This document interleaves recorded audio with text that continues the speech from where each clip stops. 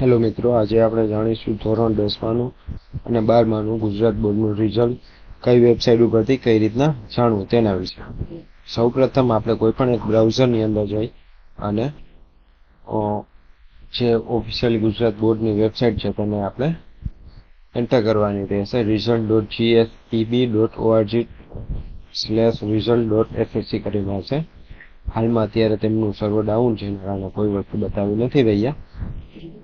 કાલે 4 તારીખે સવારે 10 વાગે રિઝલ્ટ ડિક્લેર થવાનું છે, એટલે આ લિંક હું તમને નીચે ડિસ્ક્રિપ્શનમાં આપી દઉં છું.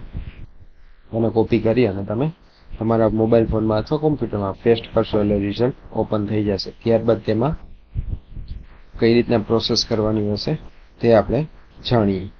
ત્યારબાદ વેબસાઇટ ઓપન થશે. ત્યારબાદ તેમાં અહીંયા એન્ટર સીટ નંબર, એટલે અહીંયા તમારો સીટ નંબર નાખવાનો રહેશે. ABC જે હોય તે અહીંયા તમારે 7 ડિજિટના 6 ડિજિટના જે સીટ નંબર હોય છે તે લખવાના રહેશે. અહીંયા તમને કેપ્ચર કોડ દેખાશે, ત્યાં અહીંયા તમે ક્લિક કરી અને ગો ઉપર જાશો એટલે તમારું રિઝલ્ટ અહીંયા જનરેટ થઈ ગયું હશે.